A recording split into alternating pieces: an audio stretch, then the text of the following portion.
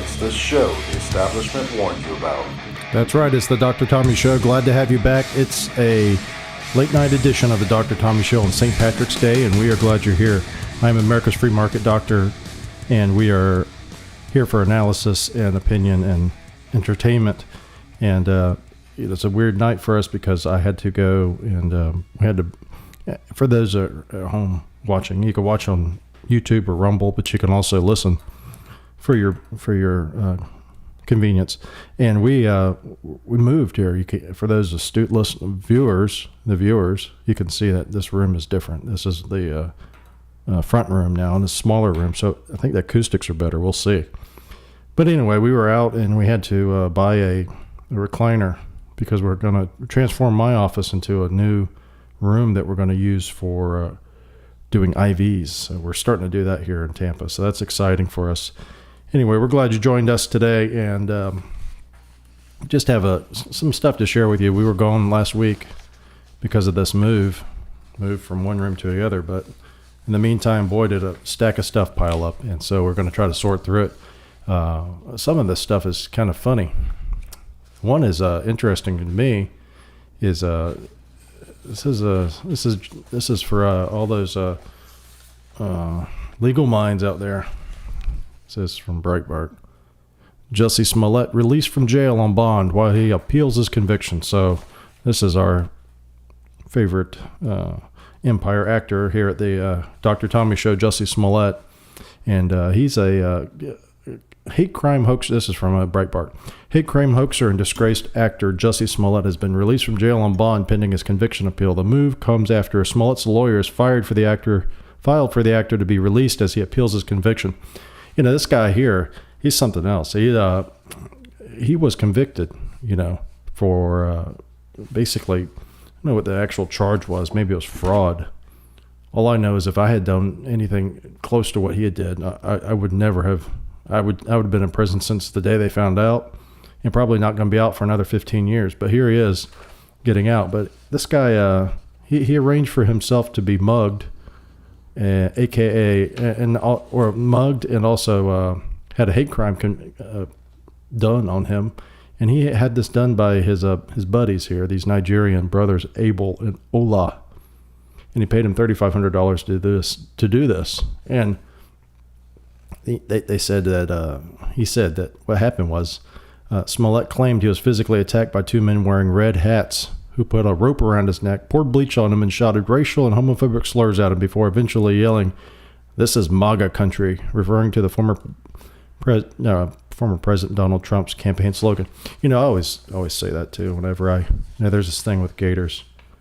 When you're walking around, Publix or wherever, and gators walk by you, and they know you're a gator because you're wearing a gator hat or you're wearing a gator shirt.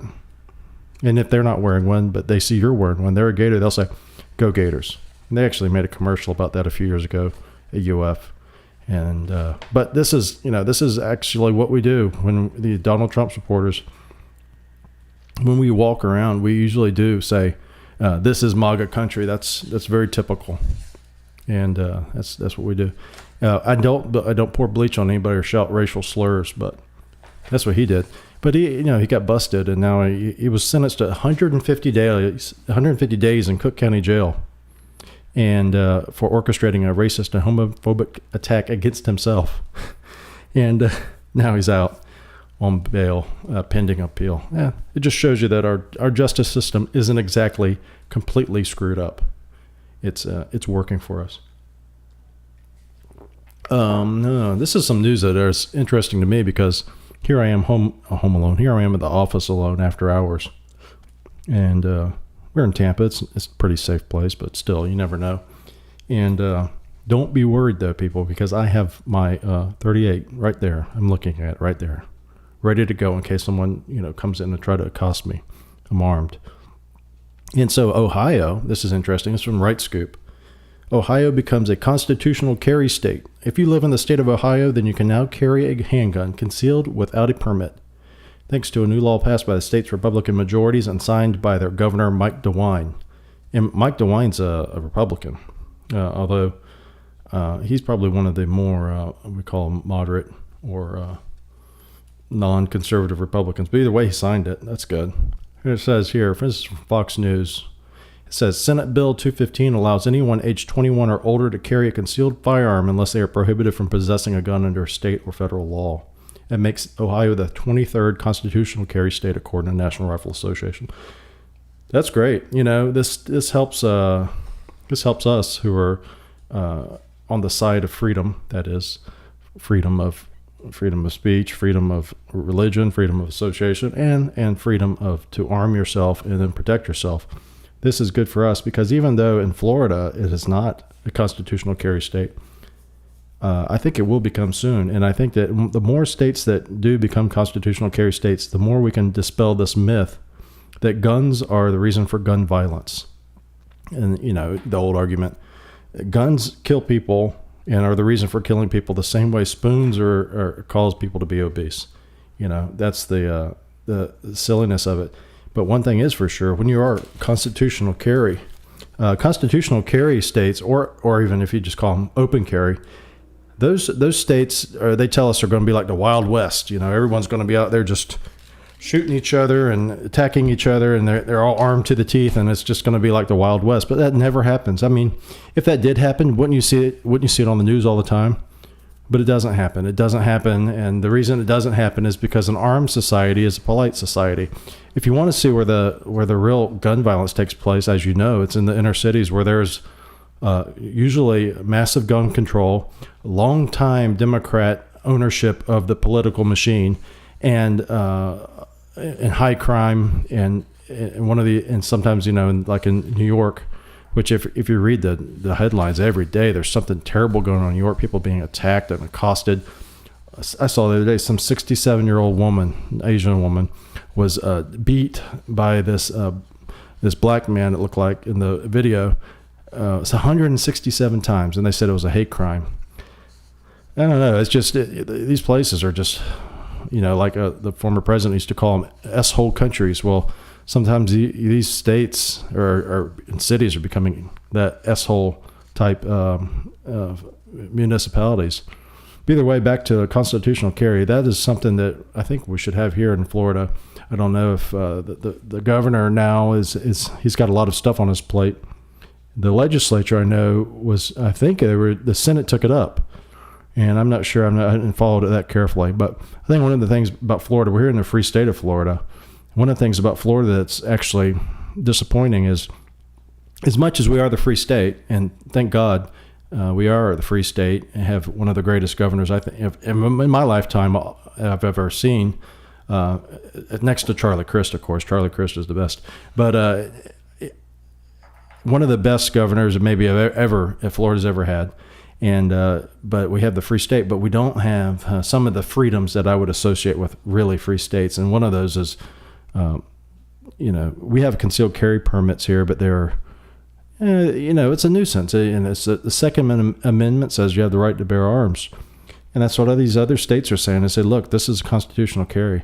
And the real reason for that is that I think it's important is, like I said, to help destroy this myth that allows politicians to make a living off of the terrible things that happen when criminals attack people, and those things that are associated with guns. Then they blame the gun, and they never look at the reasons for the crime. They never look at why are people who live in these Democrat long-standing strongholds, why are they having so much crime? And they say, well, you know, the new mayor.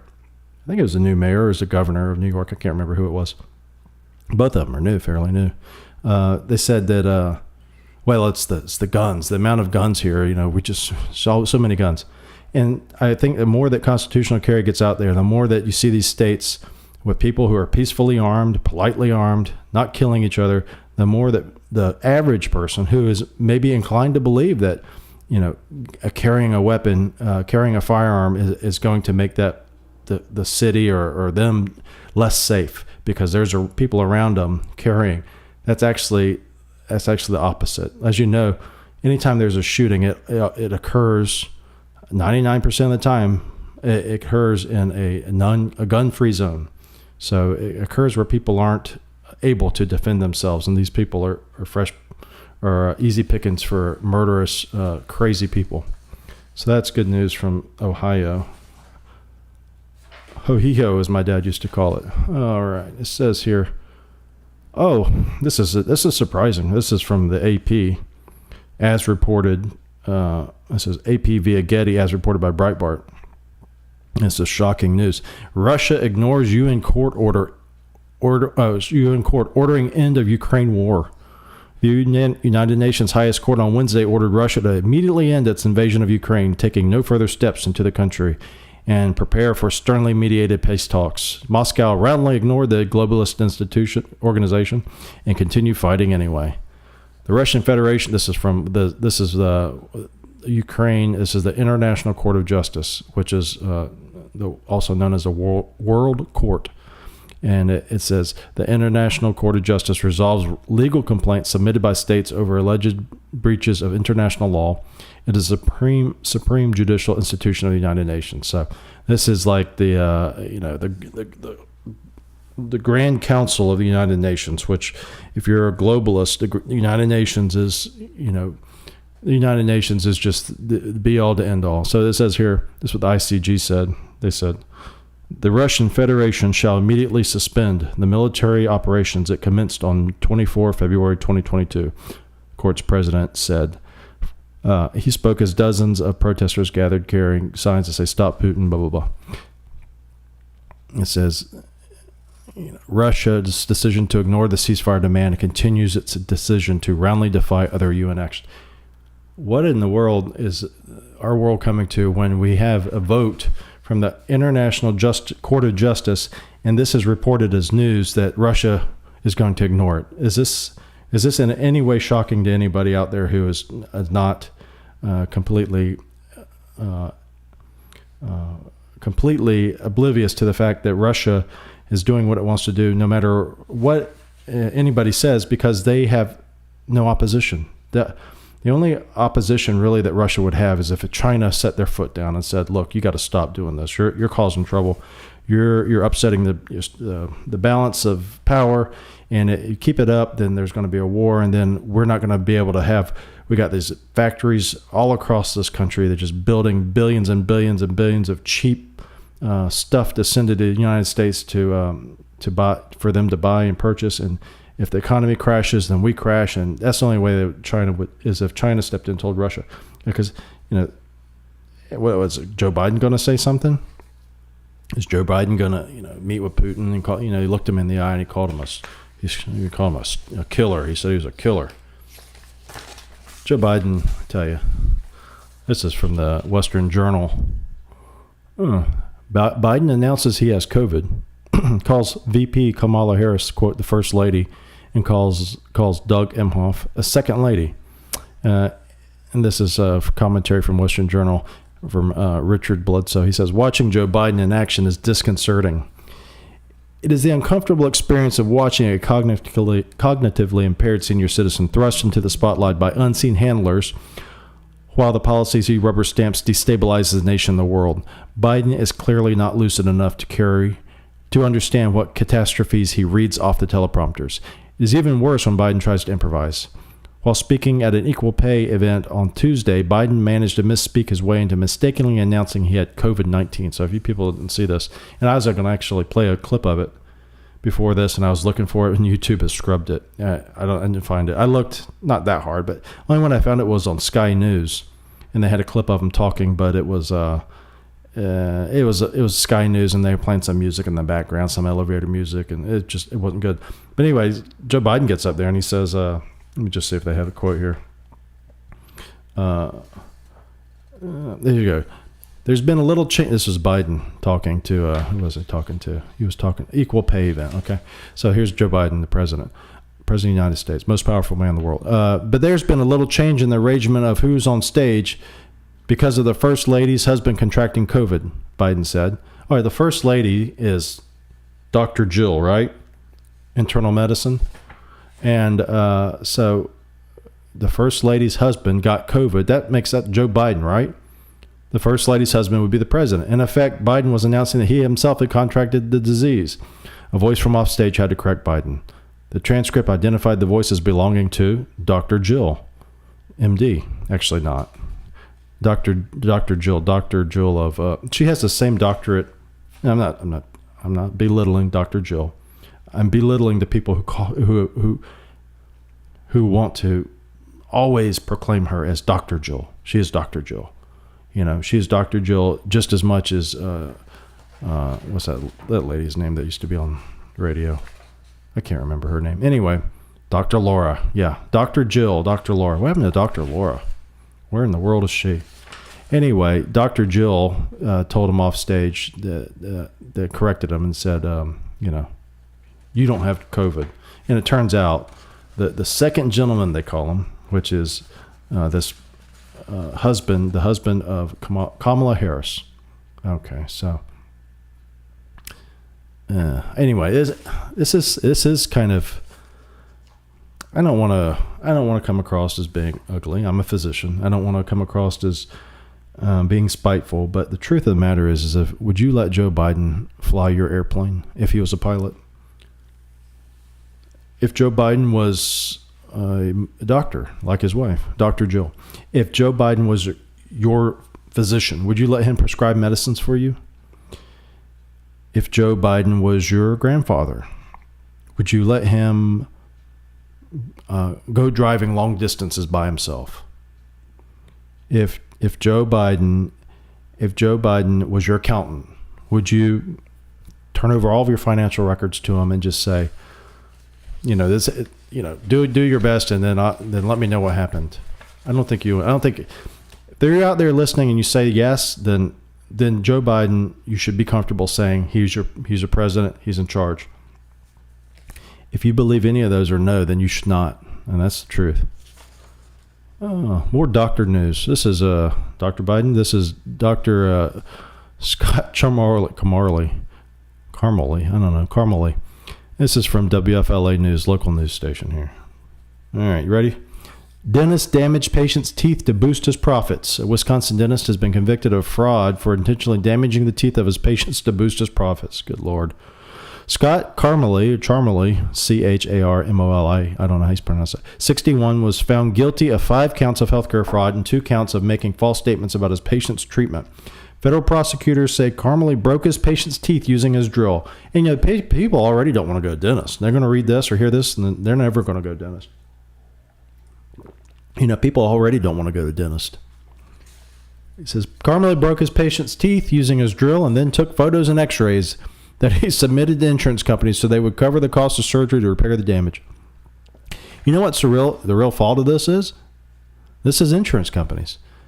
He would not have done this if he knew he could not get a bucket full of cash from these insurance companies. I bet if patients said, who's your dentist? Oh, I go see Dr. Carmely. And God, I heard bad things about him. This is if people paid for the dental visits themselves without dental insurance. And I said, Dr. Carmely, golly, every one of his patients that I know has a crown or had to get a crown. And they didn't have any problems till they saw him. Then they had to get a crown. Pretty soon, Dr. Carmely would not have any patients. But because he has thousands of patients probably, he's able just to drill people's teeth and then get crowns. It says Carmely saw his profits increase by more than $1 million in a single year. Good Lord. In 2014, he earned $1.4 million and performed 434 crown procedures. See, I went in the wrong business. I knew that a long time ago that I went in the wrong business. Anyway, the following year, he raked in $2.5 million while affixing more than 1,000 crowns on his patients. That is a crown putting on full. Because by my math, 1 year is 365 days. And he did 1,000 crowns on his patients. And unless he's working on the weekends, my God, this guy was a crowning king. I'm surprised he only got $2.5 million. And I'm supposing that he did most of this damage himself. Between 2016 and 2019, he billed over $4.2 million for crown procedures, conducting more than 700 a year during that time. One of Carmely's former patients, Todd Tedeschi, testified that he was pressured into undergoing surgery, despite the fact that he felt his teeth were fine. He explained that Carmely convinced him to get 2 crowns affixed at the same time so that he wouldn't need to undergo anesthesia twice. It seemed excessive, but I didn't know any better, Tedeschi said. He was the professional. I just trusted him. Carmelie will be sentenced to faces up to 60 years. Good Lord. I hope he gets it. What a sick freak. This is kind of interesting. We're getting to the COVID rule here. COVID. Everybody's talking about COVID. I don't know if COVID will ever end. Anyway, here's COVID stuff. This is COVID. This is interesting. I remember early on when COVID was happening, and I always thought that COVID was being misrepresented. I thought that COVID was more prominent than, I thought there was more COVID cases than they're letting on that there were. Because they were saying, look, this many people died of COVID. Okay, you can say that because they're in the hospital, presumably, or somehow or another you can say, look, the person had COVID that died. Or then we found out they died with COVID. Guy had COVID and was, cutting down a tree, fell down, chainsaw. Here he is. He died of COVID, they say. So anyway, we had all these deaths from COVID, right? That's easy to say. And then we said, okay, well, how many deaths what's the percentage? Because we were told, Dr. Fauci assured us this was the worst thing we've ever seen. This is the worst thing that's probably ever going to happen to man. COVID is just, watch out. This is terrible stuff. And we were told that the mortality rate was just so high. It was like 3%, maybe 4%. Anyway, it was 10 times as much as least of flu. And then they were doing studies to find out, and then the reason how they were finding out how many COVID cases there were, so they had the numerator as deaths of COVID, from COVID, with COVID, whatever. And then they said, all right, how many cases of COVID? And this is how they counted cases. Well, how many people showed up and got tested and are then positive? And then that's how many cases of COVID we have. And that was taken as gospel. And we reported daily on the amounts of COVID that were out there. So it's, 20% is bad. And, if we can get under 5%, if we can ever get, and that's how much COVID was out there. And they were saying the death rate was based on the number of people who died from COVID or with COVID, and then the number of people who had tested positive for COVID. And I said to myself, why is it that we're treating COVID differently than we treat the annual flu? Because the flu, they estimate, right? So they'll get a number. I think I've read it was 10%. And then they estimate out, and they say, based on this 10% or whatever, we're going to, just like most people understand about statistics, we're going to estimate out and say that 50 million people had flu this year, even though we didn't diagnose 50 million people with the flu. We're basing it off of estimates. We never did that with COVID by the establishment. However, I do remember early on in COVID that there were some studies done, and the studies were done in places like California. I remember one, and one of them was here in Florida. And they said, look, we're looking at sewer data. We're looking at this virus in sewer because it's shed in people's eating dinner. It's shed in their stool. Anyway, so they said, look, the number of people who have COVID is actually 15 to maybe even 40 times as many as we're reporting. And I said, well, that's good. That's good because that means that COVID isn't as deadly. Water can spot a rise in infections before it shows up through positive tests. It says a wastewater network that monitors for COVID-19 trends is warning that cases are once again rising in many parts of the U.S., according to an analysis of the Centers for Disease Control and Prevention data by Bloomberg. More than a third of the city went to February 10, when the wave of Omicron variant cases was fading rapidly. It says, here it goes. Wastewater samples cannot tell how many people have COVID-19. Instead, they measure how much of the virus is being found in sewer water. A high concentration in a sample can indicate a rising number of infections, often days before those cases show up in tests.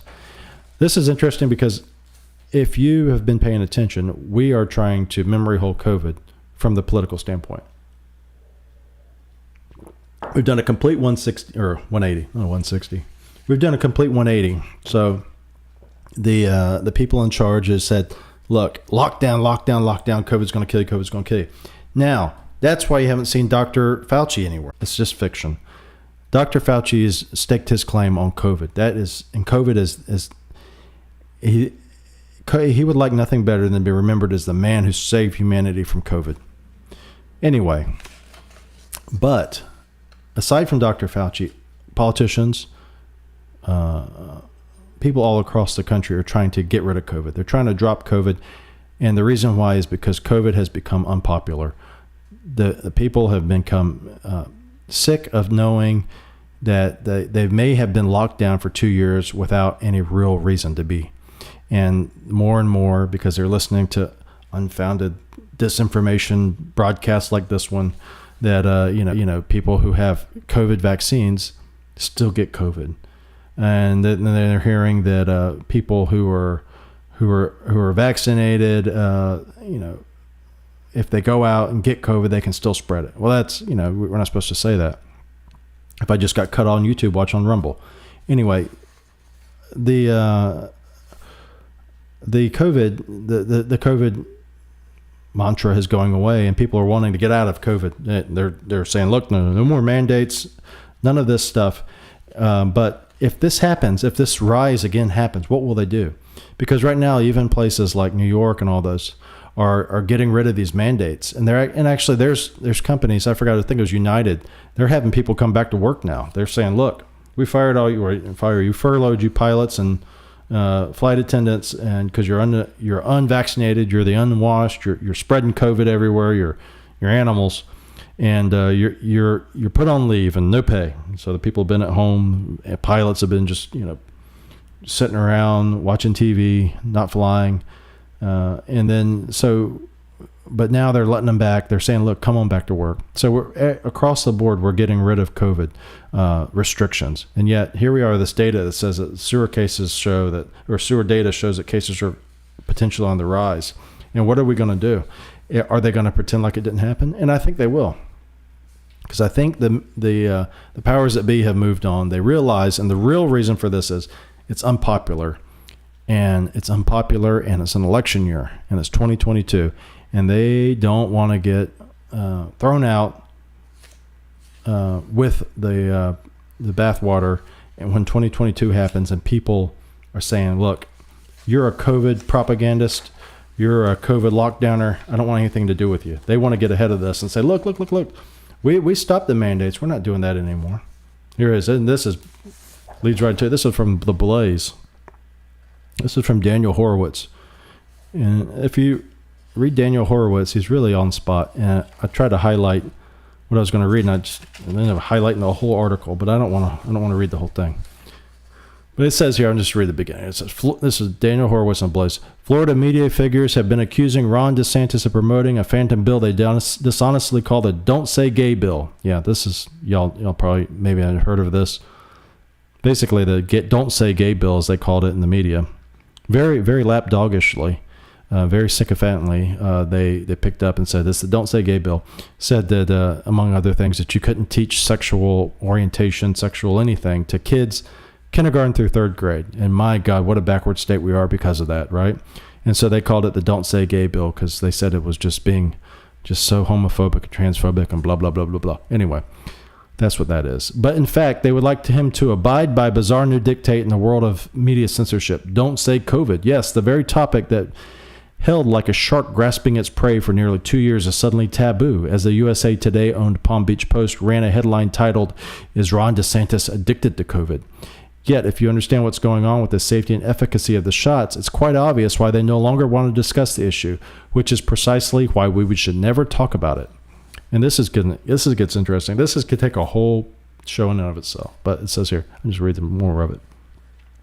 Throughout the past years, whenever there was a spike in deaths in a given part of the world, every American was treated to an endless barrage of panic porn, warning them to take precautions to ensure they were not hit next. That paradigm has magically changed as the virus continues to rage throughout East Asia, a region that was largely spared from the wrath of the pathogen until now. The media no longer wants to warn of impending doom. Well, that's because we have already had natural immunity here, whereas in East Asia, many people have been exposed for the first time, you might say. That's a very logical hypothesis, but to suggest it necessarily concedes the point that there is natural immunity, not that the vaccines that convey protection, given that most East Asian countries have higher vaccination rates than the U.S. Listen to this. From day one, South Korea was touted as a country that did everything right, from sophisticated contact tracing and quarantine to disciplined mask wearing and high vaccination rates. Yet for the first time, South Korea has more people critically ill with COVID than the United States. Obviously, one would still rather be in South Korea's position overall during the past 2 years, but the new trend begs the obvious question. Why is South Korea by far worse off than ever precisely after nearly all adults are vaccinated? 87% of the population has at least one shot, and 62% has had boosters, which means nearly everyone within the age range that could possibly experience bad outcomes has had 3 shots. Just like Israel, the country is now administering 4th boosters. So what gives? Why South Korea and other East Asian countries skated by without many deaths till now is unclear. Possibly the result of healthy population, prior partial immunity, or sheer luck. But either way, why would it get worse than ever after having these shots? It goes on. This is an interesting article because it talks about some of the UK data. I'll just read it. Cases appear to be going up in some Western countries as well, including the UK, where are they coming from? Every successive UK HSA vaccine surveillance report released on Thursdays appears to show the negative efficacy of the vaccine intensifying each week. So negative efficacy means that it is not helpful. It is bad.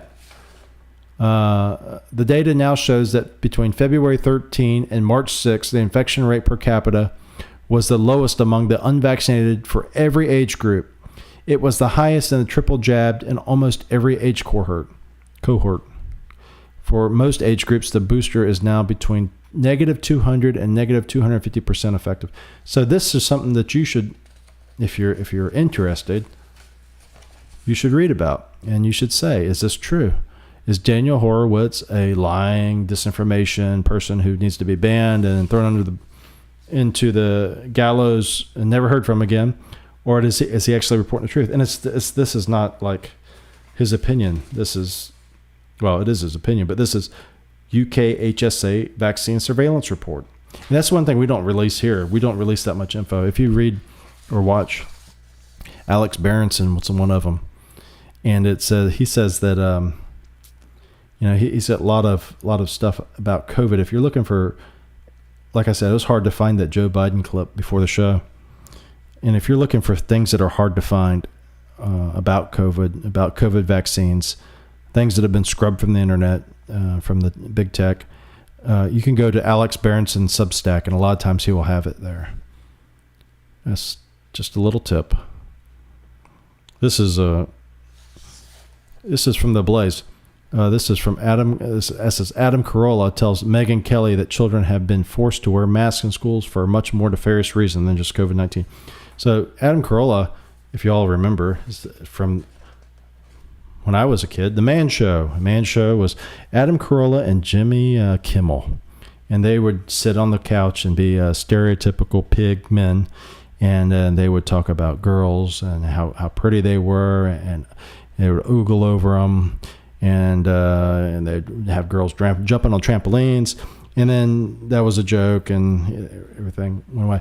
Now, Adam Carolla is not necessarily, I wouldn't call him a conservative. I don't know what his politics are. I know he's not a orthodox leftist. But Adam Carolla is much different than Jimmy Kimmel, who's now an orthodox leftist, an orthodox progressive. And then what that means is if you have in the general consensus, what is the conventional wisdom of the left on anything? The Don't Say Gay bill in Florida, masking, whatever. Jimmy Kimmel will be the guy who will give you the right answer to say this is orthodox progressive left. This is their advocacy point on this. This is what they believe. It's easy as predictable as the sun coming up. And then Carolla is not like that. Actually, I saw Adam Carolla speak one time with Dennis Prager, and one of our listeners is a good friend, Chris Pegg, out in California, and we went to go see Adam Carolla and Dennis Prager in I think it was, I can't remember. It's at St. Pete, I believe. Anyway, we saw him down there. Oh, it was the guy that ran for mayor down here. And they named a theater after him. I can't remember. Anyway, Adam Carolla. So it says, Adam Carolla, who appeared on Tuesday's broadcast of the Megyn Kelly Show podcast, told Kelly that he doesn't agree with the Los Angeles Unified School District's decision to continue masking in schools. Thank you, LA Unified School District, and thank you, Teachers Union. They're a bunch of cowards, he thundered, and hypocrites, and there's no science to what you're doing. Why the emphasis on the kids, Carolla added. This hasn't been dangerous for kids. We've known this. This kills sick people, old people, obese people, comorbidity people. It doesn't ostensibly affect kids. They're the safest category. Why keep drilling down on the kids? And this is something I hate to admit it, but I never thought of this, what he came across. He said that, remember this phrase, Megan, crate training. You cannot train a dog when it's middle-aged. You have to get them when they're puppies and get them trained up into that crate. And that's what we're doing with the kids, because this will not be the last emergency. And will not be the last time the government and the governor and the mayor need to exact their power. And so, quote, let's get the kids into the crate. Let's get them coached up, and they'll be ours. We can do whatever we want with them after that. And they'll listen to anything. They'll be good subjects. So this is Adam thinks that the reason for all this masking is not necessarily to protect kids from COVID, because like you said, kids, generally speaking, don't get very ill from COVID. All 3 of my children have had COVID. Thank the Lord, they all did well. And I hope that most every child has done well that's had COVID, or everybody, every person. The Chinese coronavirus, most likely made in a lab by the Communist Party. Now I'm banned from YouTube. Anyway, that virus, it does thankfully does not affect children very much. It does not hurt them very much. So why would they say that we have to mask the kids up? We have to mask the kids up. And I never thought about it, because I knew it was for training us. I knew it was a test of our obedience. I knew that it was a reason to flex your muscles, as it were, as you are a local politician or a national politician or a little tyrant in a 5'2" tyrant with glasses who's been in the government for 50 years. Those people wanted to make sure that we knew who was boss, and they wanted to see, and they're probably pleased to see, that there's a large number of people who will just obey no matter what. They'll obey. If you tell them what to do, they'll do it. And I knew that was the reason for a lot of the COVID stuff, was a test run to say, all right, now we've done this with COVID. My prediction, and I think this is going to come true, is that it's going to be climate change next. Climate change is next. It's going to be the reason to do a number of things. Force you to buy an electric car. Force you to, here we are today, force you to accept the fact that gas has to be $4.50 or $5 a gallon. Force you to take public transportation. Force you to not eat meat. Force you to vote for taxes that help to reduce carbon footprints. So I think that's what it was. This was a test drive to say, look, here we got COVID. We're going to say this is a dangerous thing. It's killing people. If we don't do something about it, we don't have these emergency powers, and we don't have this authority to do things and pass all these laws, people are going to die. And then, they did the thing, and then we all, not all of us, but a lot of us just fell in and did whatever they were told and didn't ask questions, didn't question it, because Dr. Fauci says so, and Dr. Fauci is a good guy.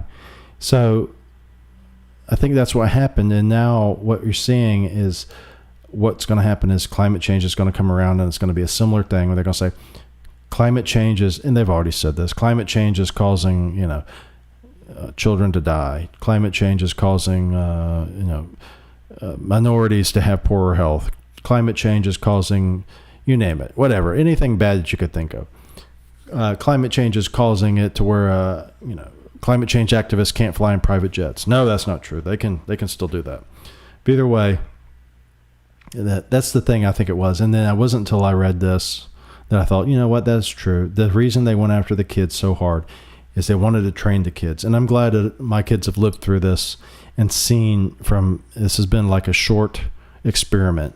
The beginning of the idiocy to the end of the idiocy, and all the idiocy in between, from the lockdowns. And like I said, I'm not here to say that whatever.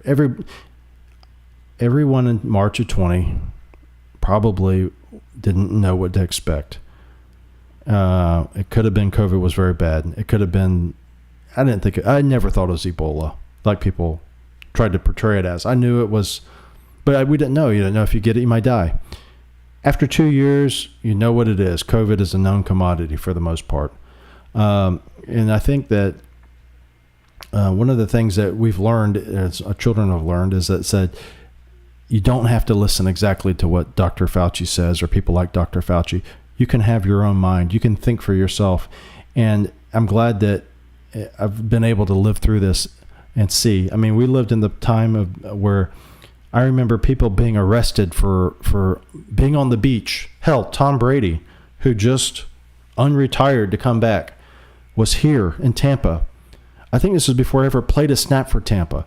Poor guy was working out in a public park, and the damn police came up and said, "You got to go home. It's too dangerous for you here." I'm glad I lived through this stupidity, and I'm glad I have people around me who have lived through this to see, to further educate, and to understand how completely stupid government lots of times is. That's it for our show this week. Join us on drtommy.com/podcast, and you can see us live, or you can also see the audio or video replay. We hope you have a good weekend, and be safe. Until next time, bye-bye.